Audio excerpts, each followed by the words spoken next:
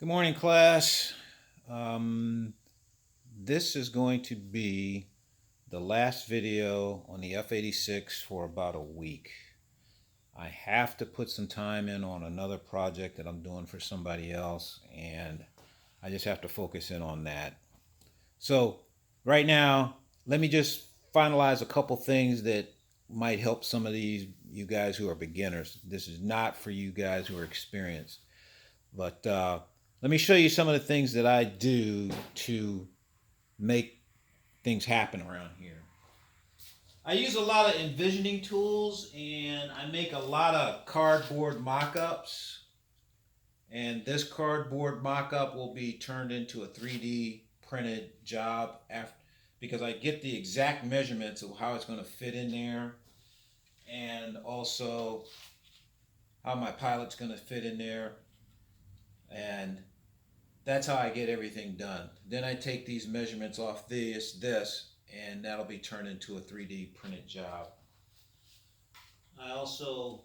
These are the envisioning tools I use again for the arch and the loop antenna that goes in the back here. If you've ever seen an F86, you know what this is about. And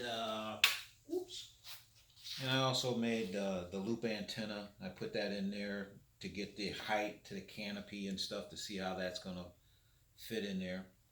So a lot of cardboard mock-ups make it easy for me to make sure it's going to fit, get the exact measurements, and then send it off to be printed. This is my mock-up of the dashboard that goes in here and the gun sight. That gives me exact measurements up and down and width and stuff that I send off, and that gets printed. And I'll have my piece. The cheese grade that went on the bottom that gives you additional air, I had to make my own piece because I just didn't like this. I wanted to have the air still come in, so I gave it 4 extra large holes, a little bit bigger than what's normal on the F86 because I needed the airflow. There are 2 additional vents on either side of the body back here that are, the knockout vents that are there. They're on the back here, and they're just in front of the fan unit. And if I showed you the inside of the plane, you would see that I cut the foam, and then I smoothed the foam. So it is a very smooth transition right into the fan. Also,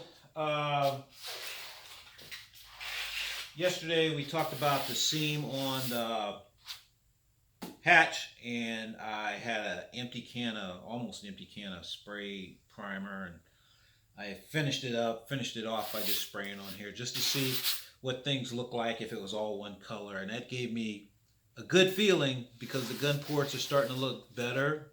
They still need a couple little more time sanding on them, but they look like it's gonna work. The hatch seam, it looks like that's working. Now this will pop up by itself if it's quicker if I just do this, but if I tap on the body, it has a spring under here that's pushing up. And when I get done with after I get it painted, I'll do the final sanding on the edges, and that should loosen it up a little bit more. And I had to take this off this morning so that I could get that cockpit and panel in there because I needed to make the measurements on that. And that's basically just to show you that the seam looks good.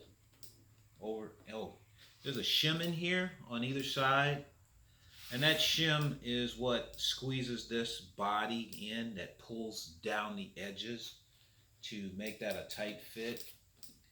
Once I make sure everything's good, just put that in there, and that's about it. So you guys stand by. I can't show you the other project I'm working on because the guy asked me not to. So I'll be back in about a week, and hopefully we'll have some more videos on the F86 and some updates because we got to start working on the wings. Oh, there is a correction. This model is going to be a copy of a 1963 F86 F model, not an A model. That was my mistake. I guess I'm not thorough enough in looking what I'm doing. The tail end came out really nice when I started sanding that with just a piece of sandpaper. I'm really liking how that back end is coming out, the front end is coming out.